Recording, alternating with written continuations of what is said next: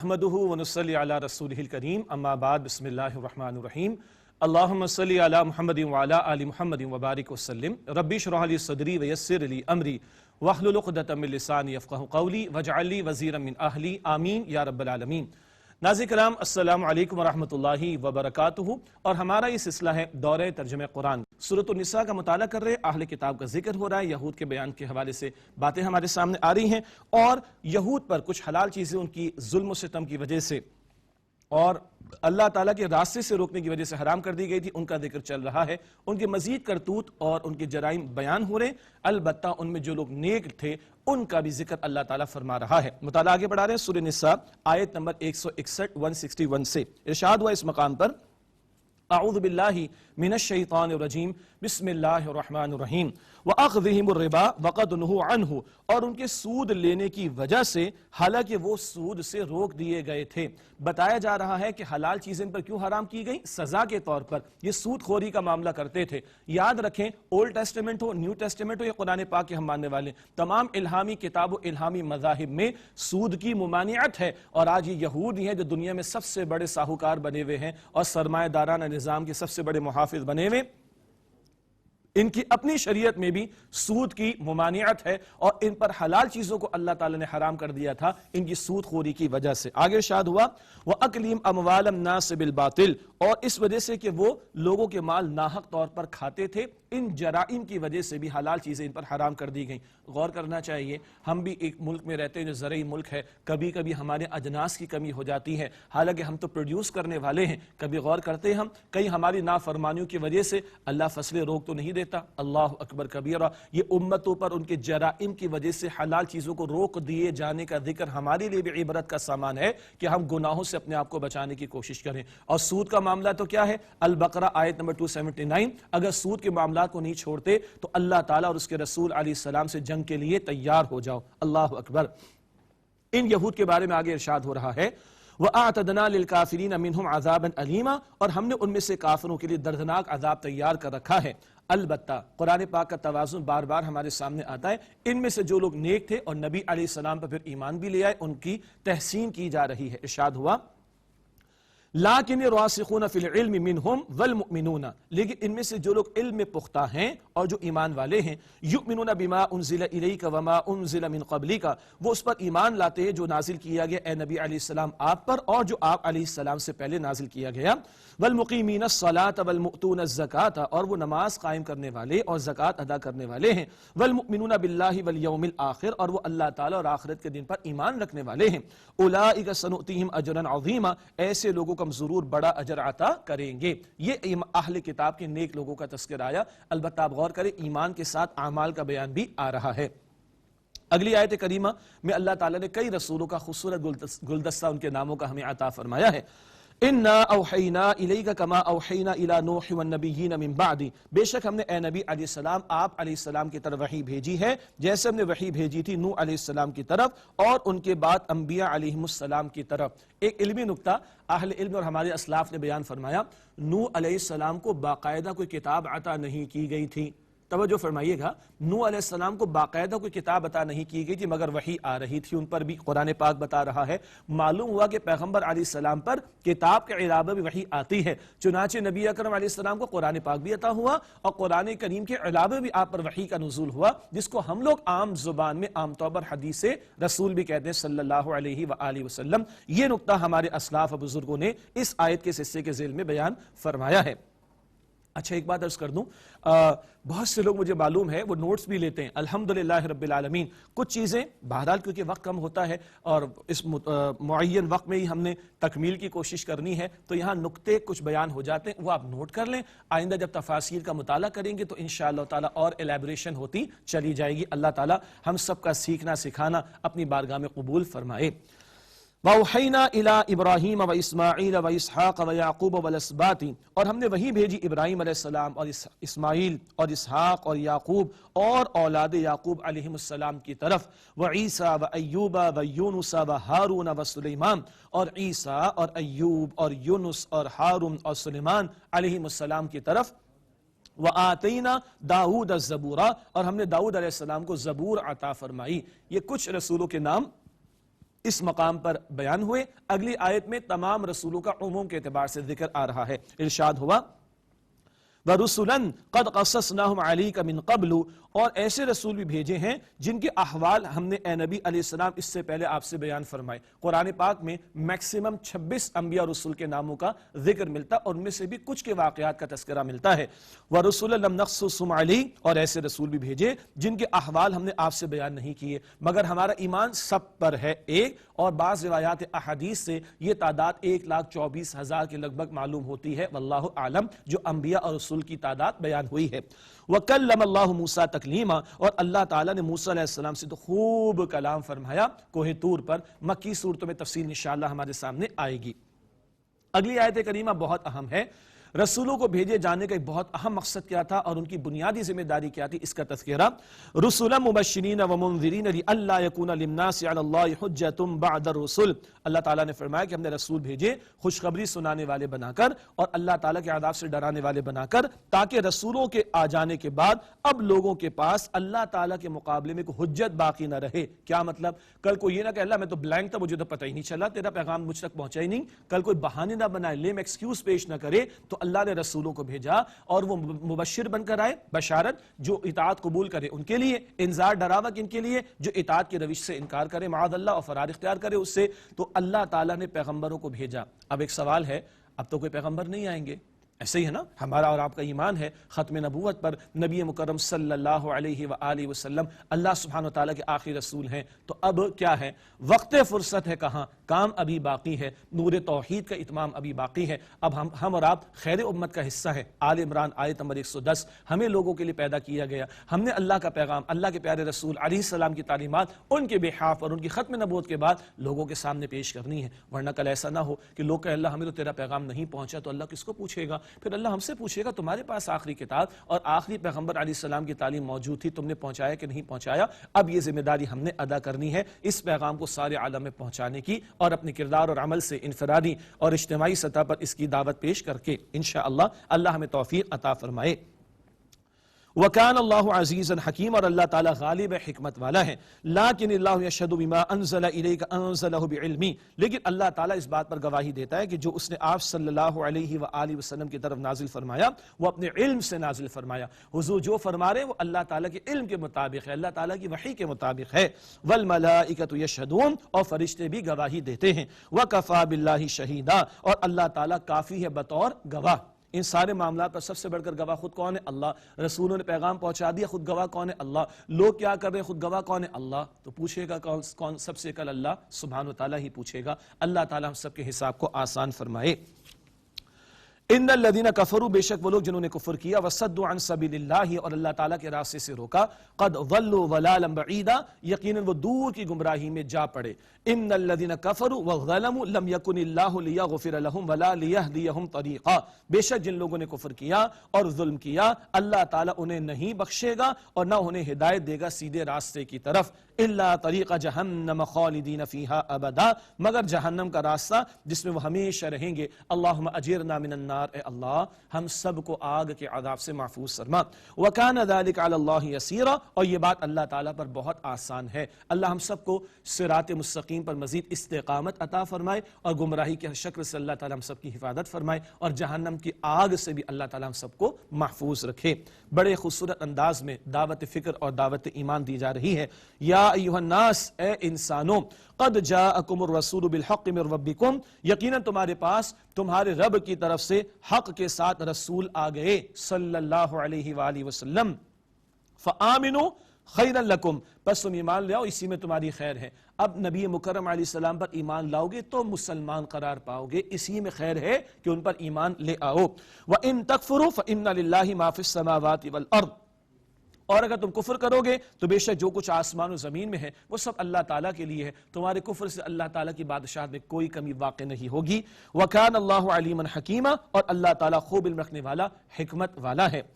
یا اہل الکتاب، اے اہل کتاب، لا تغلو فی دینکم، اپنے دین کے معاملے میں غلو نہ کرو۔ غلو کہتے ہیں حد سے آگے بڑھنا، جو شے جہاں ہے اس سے ہٹا دینا.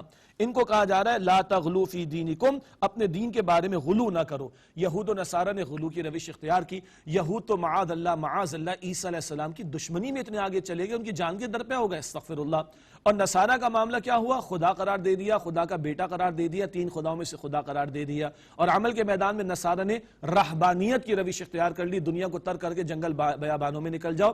یہ ذکر سورۃ الحدید میں 27 پارے میں انشاءاللہ ہمارے سامنے آئے گا. تو بتایا جا رہا ہے اہل کتاب کو کہ اپنے دین میں غلو نہ کرو. ہمیں بھی سمجھایا جا رہا ہے. اللہ کے پیارے نبی صلی اللہ علیہ وسلم نے ارشاد فرمایا، صحیح مسلم شریف کی روایت ہے، دین میں غلو کا معاملہ نہ کرنا. تم سے پچھلی قومیں اسی لیے ہلاک و برباد کی گئیں کہ وہ دین میں غلو کرتے تھے.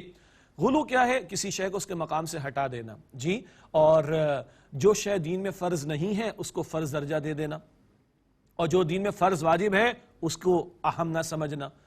اللہ اکبر کبیرہ. یہ غلو کا معاملہ ہو جاتا ہے، یہ زیادتی کا معاملہ ہو جاتا ہے، یہ ریشو پروپورشن کے بگڑنے کا معاملہ ہو جاتا ہے. اس سے منع کیا گیا.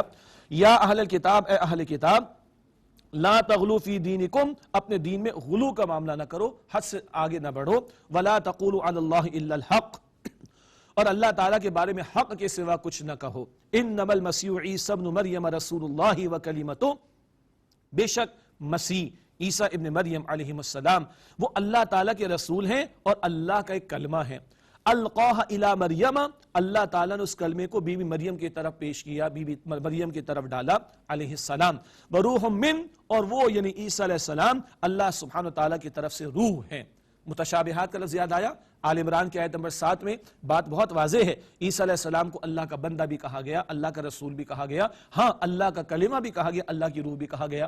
اللہ کے کلمہ کن سے، ایک خاص کلمہ کن سے بغیر والد ان کی معجزانہ پیدائش ہے، اور وہ روح اللہ ہے. تو روح تو اللہ تعالیٰ نے ہر انسان میں پھونکی، ایک خاص روح کے پھونکے جانے کا معاملہ ہے عیسیٰ علیہ السلام کے تعلق سے. سادہ انداز میں نقطہ سمجھ لیں. جب ہم کہتے ہیں بیت اللہ، اس کا کیا مطلب؟ اللہ تعالیٰ کا گھر.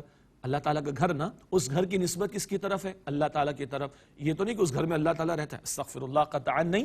اس گھر کی نسبت اللہ تعالیٰ کی طرف. تو روح اللہ، اللہ تعالیٰ کی روح. تو وہ جو گاڈ انکارنیشن کا کانسیپٹ ہے، مسکنسیپشن ہے، غلط بھونڈا عقیدہ ہے کہ خدا ہی شکل اختیار کر گیا عیسیٰ کی، استغفر اللہ، معاذ اللہ. اللہ نفی فرما رہا ہے اس روح کی نسبت اللہ تعالیٰ کی طرف، گھر کی نسبت اللہ تعالیٰ کی طرف، روح کی نسبت اللہ تعالیٰ کی طرف. یہ شان ہے جو عیسیٰ علیہ السلام کی بیان ہو رہی ہے. فآمنوا باللہ ورسولہ، پس تم اللہ تعالیٰ اور اس کے رسولوں پر ایمان لاؤ. ولا تقولوا ثلاثہ، اور مت کہو کہ 3 ہیں.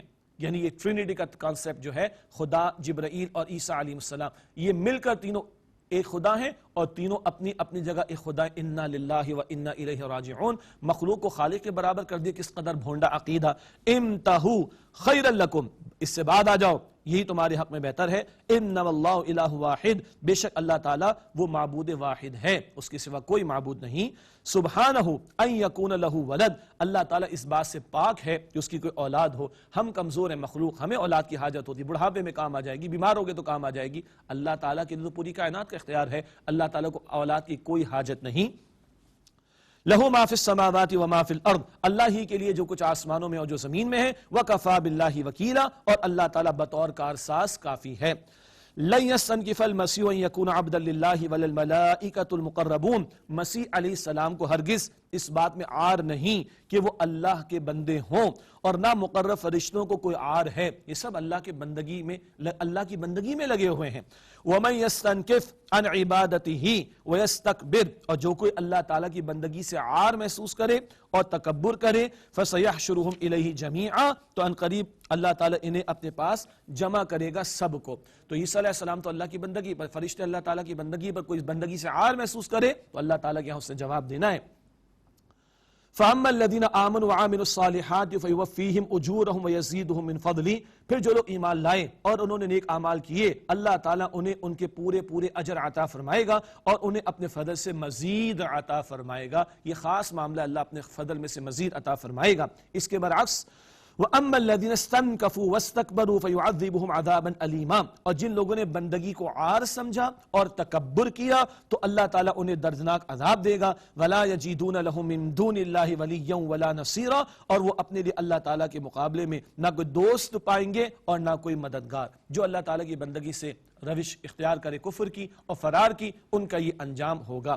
اب بہت ایک اور خوبصورت انداز میں، دو ٹوک انداز میں دعوت حق پیش کی جا رہی ہے۔ یا ایھا الناس قد جاءکم برہان من ربکم، اے لوگو تمہارے پاس تمہارے رب کی طرف سے روشن دلیل آ چکی ہے۔ روشن دلیل کو بینہ بھی قرآن میں کہا گیا، سورہ بینہ آخری پارے میں، اور بینہ دو چیزوں کا مجموعہ، کتاب بھی اور صاحب کتاب بھی، قرآن حکیم بھی اور نبی کریم صلی اللہ علیہ وسلم بھی۔ اللہ تعالیٰ فرما رہے روشن دلائل تمہارے پاس آ چکے، یہاں فرمایا روشن دلیل تمہارے پاس آ چکی، کتاب اور صاحب کتاب دونوں علیہ السلام۔ وَأَنزَلْنَا إِلَيْكُمْ نُورًا مُبِينًا، اور ہم نے تمہاری طرف نور نازل کیا ہے جو بالکل واضح ہے، یہاں مراد قرآن حکیم جس کا نزول ہوا۔ فَأَمَّا الَّذِينَ آمَنُوا بِاللَّهِ وَاعْتَصَمُوا بِهِ فَسَيُدْخِلُهُمْ فِي رَحْمَةٍ مِّنْهُ وَفَضْلٍ، پس جو لوگ اللہ تعالیٰ پر ایمان لائے اور انہوں نے اللہ تعالیٰ کی رسی کو مضبوطی سے پکڑ لیا تو اللہ تعالیٰ ان قریب انہیں اپنی رحمت اور فضل میں داخل فرمائے گا۔ اللہ تعالیٰ انہی لوگوں میں ہمیں شامل فرمائے۔ وَيَهْدِيهِمْ إِلَيْهِ صِرَاطًا مُسْتَقِيمًا، اور اللہ تعالیٰ اپنی طرف سے سیدھے راستے کی انہیں ہدایت عطا فرمائے گا۔ اللہ تعالیٰ اپنی ذات پر ایمان اور اپنی رسی، قرآن پاک اللہ تعالیٰ کی رسی، اسے مضبوطی سے تھامنے کی توفیق دے تاکہ ہم اس کی رحمت اور فضل اور ہدایت کے مستحق بن سکیں۔ آخری آیت ہے سورۃ النساء کی، اور بڑا عجیب مقام ہے، سبحان اللہ۔ اچھا عجیب جب میں کہتا ہوں تو عربی کا عجیب ذہن میں رہے، عربی کا عجیب خوبصورت، عمدہ، یونیک، بیوٹیفل کے مفہوم میں ذہن میں رکھیے گا۔ وہ کلالہ کا ذکر آیا تھا نا، یاد آیا کچھ شروع میں سورہ نساء کے، اور وراثت کے احکامات کا ذکر آیا۔ ایک حکم یہاں پر آ رہا ہے، ایک مسئلہ یہاں پر بیان ہو رہا ہے، پہلے ترجمہ کرتے پھر ایک نقطہ آپ کے سامنے رکھیں گے انشاءاللہ۔ یستفتونک، اے نبی صلی اللہ علیہ وسلم آپ سے حکم دریافت کرتے ہیں۔ ویسے استفتاء پتہ ہے کسے کہتے ہیں؟ ہم جو مفتی حضرات سے فتویٰ لیتے ہیں اس کو کہتے ہیں استفتاء، تو مفتی حضرات فتویٰ دیتے ہیں۔ یہاں عجیب نکتہ ہے، اللہ اے نبی آپ سے فتویٰ معلوم کرتے، قل اللہ یفتیکم، اے نبی اللہ آپ کو فتویٰ عطا فرماتا ہے۔ یہ دلچسپ نکتہ ہے، لغوی مفہوم میں اللہ فتویٰ عطا فرماتا ہے۔ تم نے سوال کیا ہے لوگوں، اللہ سوال کا جواب عطا فرماتا ہے۔ کیا ہے بھلا وہ مسئلہ؟ قل اللہ یفتیکم فی الکلالہ، اللہ تعالیٰ آپ فرما دیجئے اللہ تعالیٰ تمہیں کلالہ کے بارے میں حکم دیتا ہے۔ کلالہ کا ایک ذکر آیا تھا، اوپر بھی کوئی نہیں ماں باپ اور ان کے اوپر، اور نیچے بھی کوئی نہیں اولاد اور اس کی اولاد، تو کون بچا؟ بہن بھائی۔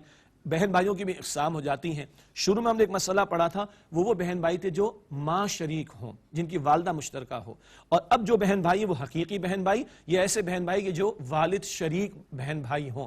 ان کا مسئلہ ایک جیسا ہے، اور ان کو عینی اور علاتی بھی کہتے ہیں۔ مجھے پتہ ہے اب آپ یہ بولیں گے کیا الفاظ ہیں، تو تفاسیر کا مطالعہ کیجئے گا، تفصیل میں ہم نہیں جا رہے۔ کلالہ کا مسئلہ، اور وہ بہن بھائی جو حقیقی بہن بھائی ہوں یا وہ کہ جن کے والد مشترک ہوں، ان کا حکم یہاں پر بیان ہو رہا ہے۔ ان امرؤ ہلک لیس لہ ولد ولہ اخت فلہا نصف ما ترک، اگر کوئی ایسا مرد مر جائے جس کی کوئی اولاد نہ ہو اور اس کی ایک بہن ہو تو اس بہن کو اس ترکے کا نصف ملے گا، بہن ہوگی تو آدھا ملے گا۔ وہو یریثھا ان لم یکن لہا ولد، اور وہ اس کا وارث ہوگا اگر اس بہن کی کوئی اولاد نہ ہو، بھائی ہے تو پورا مل جائے گا اس کو اگر اولاد نہ ہو۔ فَإِن كَانَتْ اثْنَتَيْنِ فَلَهُمَا الثُّلُثَانِ مِمَّا تَرَكَ، پھر اگر مرنے والے کی دو بہنیں ہوں تو ان کے لیے 2/3 ہے اس بھائی کے ترکے میں سے جو اس نے چھوڑا۔ اگر دو بہنیں ہوں تو ان کے لیے 2/3 2/3 ہوگا بھائی کے ترکے میں سے۔ وَإِن كَانُوا إِخْوَةً رِجَالًا وَنِسَاءً، اور اگر بہن بھائی کچھ مرد اور کچھ عورتیں ہیں، فَلِلذَّكَرِ مِثْلُ حَظِّ الْأُنثَيَيْنِ، تو ایک مرد کے لیے 2 عورتوں کے برابر حصہ ہوگا۔ جیسے کہ ایک شخص کے بیٹے اور بیٹی کا معاملہ ہے کہ جو بیٹی ہے اس کے مقابلے میں بیٹے کا حصہ دگنا ہوگا، ادھر کیا ہوگا؟ فَلِلذَّكَرِ مِثْلُ حَظِّ الْأُنثَيَيْنِ، تو ایک مرد کے لیے 2 عورتوں کے برابر حصہ ہوگا۔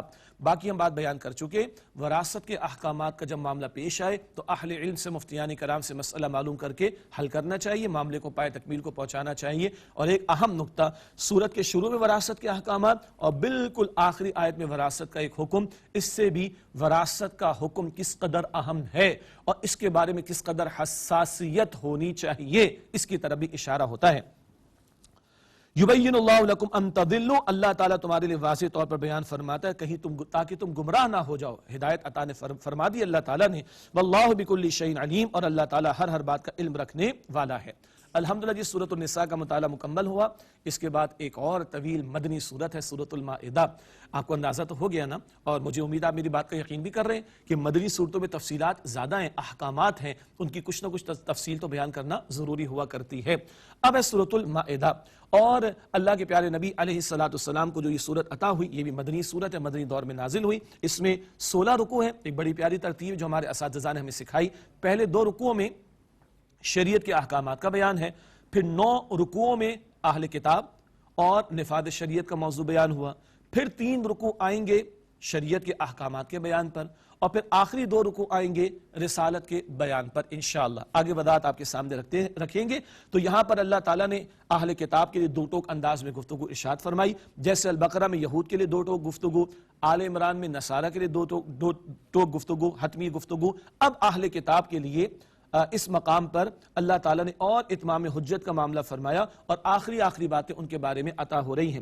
تکمیل شریعت کی صورت بھی ہے, اس میں الیوم اکملت لکم, دین کی تکمیل کا اعلان بھی ہمارے سامنے آئے گا, اور نفاذ شریعت کا معاملہ. اللہ کا دین خالی پڑھنے پڑھانے کے لیے, ثواب کے بیان کے لیے فقط نہیں ہے, اس کا ثواب بھی ملتا ہے بیان کا, اس کو سیکھنے کا ثواب بھی, عمل بھی کرنا ہے, اور اللہ کے دین کے احکامات کے نفاذ کی جد و جہد کرنی ہے. تو نفاذ شریعت پر, اقامت دین پر, غلبہ دین کی جد و جہد پر بھی اس سورہ مبارکہ میں بہت زور دیا گیا. یہ مضامین سورۃ المائدہ میں ہمارے سامنے آ رہے ہیں. آغاز کرتے سورۃ المائدہ کا. بسم اللہ الرحمن الرحیم. یا ایھا الذین آمنوا اوفوا بالعقود, اے ایمان والو اپنے عہد پورے کرو, وعدے کو پورا کرو. اللہ اکبر. اس کے بارے میں سوال ہوگا. سورہ بنی اسرائیل آیت 34 ہے, ان العہد کان مسئولا, بے شک وعدے کے بارے میں سوال ہوگا. اور ہم لوگ کیا کہتے ہیں, وعدے کیا جو وفا ہو جائے. استغفراللہ. اتنی عظیم صورت ہے. حضور علیہ السلام نے فرمایا اپنے مردوں کو سکھاؤ, مردوں کو سکھاؤ. اور آغاز کس بات سے ہو رہا ہے, اوفوا بالعقود, اپنے عہد پورے کرو. احلت لکم بہیمۃ الانعام الا ما یتلی علیکم غیر محل الصید وانتم حرم, تمہارے لیے چوپائے مویشی حلال کیے گئے سوائے ان کے جو تمہیں پڑھ کر سنائے جاتے ہیں, مگر شکار کو حلال نہ جانو جبکہ تم حالت احرام میں ہو. مویشی چوپائے ہمارے لیے حلال کیے گئے, چرنے والے جانور وہ حلال کیے گئے. ہاں کچھ حرام کیے گئے, ان کو بتا دیا گیا, کچھ قرآن پاک میں اور کچھ کا ذکر احادیث مبارکہ میں آتا ہے, وہ ذکر آئندہ بھی آئے گا انشاءاللہ.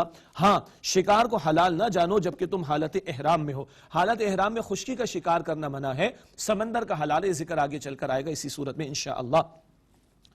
ان اللہ یحکم ما یرید, بے شک اللہ تعالیٰ جو چاہتا ہے حکم عطا فرماتا ہے. حلال حرام کی تمیز رکھو, یہ حکم کون دے رہا ہے, اللہ سبحانہ وتعالیٰ, اور وہ جو چاہے حکم عطا فرماتا ہے. یا ایھا الذین آمنوا لا تحلوا شعائر اللہ, اے ایمان والو شعائر اللہ, اللہ تعالیٰ کی نشانیوں کو حلال نہ سمجھو. اللہ تعالیٰ کی نشانیاں مقدسات جو ہیں, بیت اللہ ہے, مساجد ہیں الحمدللہ, صفا مروہ ہے, خانہ کعبہ اینڈ سو آن, قرآن پاک کے نسخے, یہ اللہ تعالیٰ کی نشانیاں ہیں. ان کی حرمت کو پامال نہ کرنا, حلال نہ کر لینا.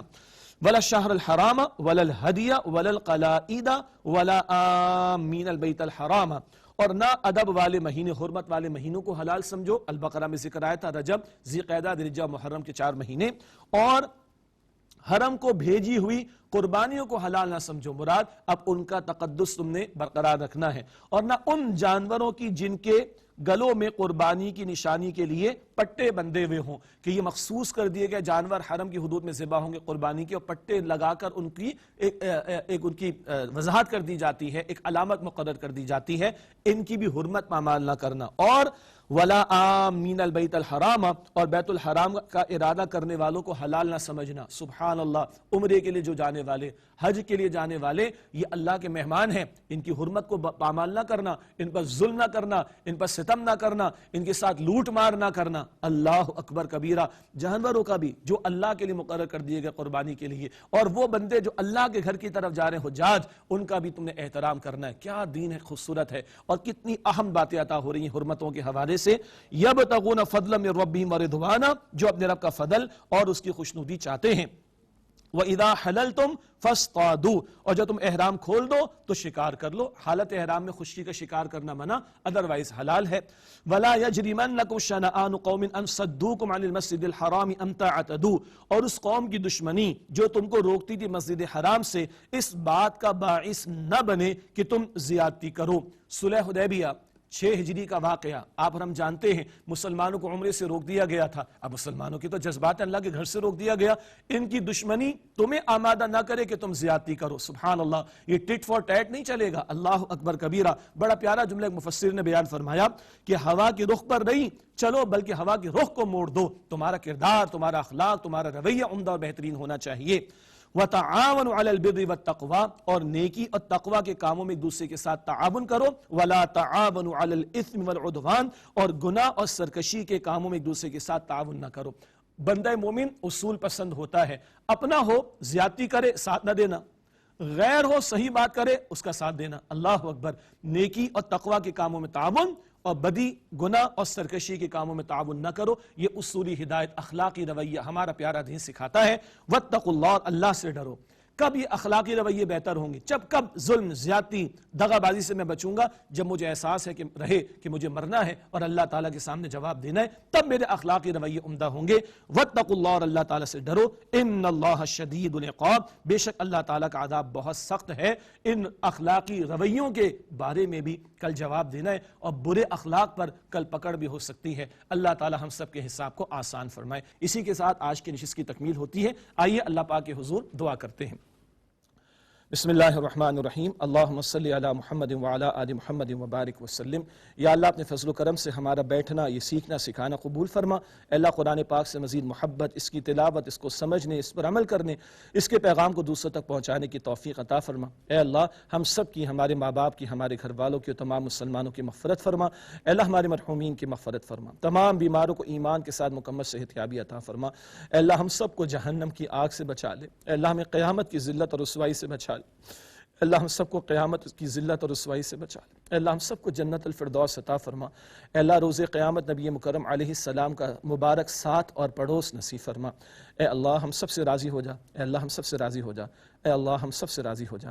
وصلی اللہ علی النبی الکریم وعلی آلہ واصحابہ اجمعین. آمین برحمتک یا ارحم الراحمین. ناظرین، اگر آپ ایسی ہی مزید ویڈیوز دیکھنا چاہتے ہیں تو ہمارا ARYQTV کا چینل سبسکرائب کیجئے اور بیل آئیکن کا بٹن دبانا نہ بھولیے تاکہ آپ سے کوئی پسندیدہ پروگرام مس نہ ہو جائے.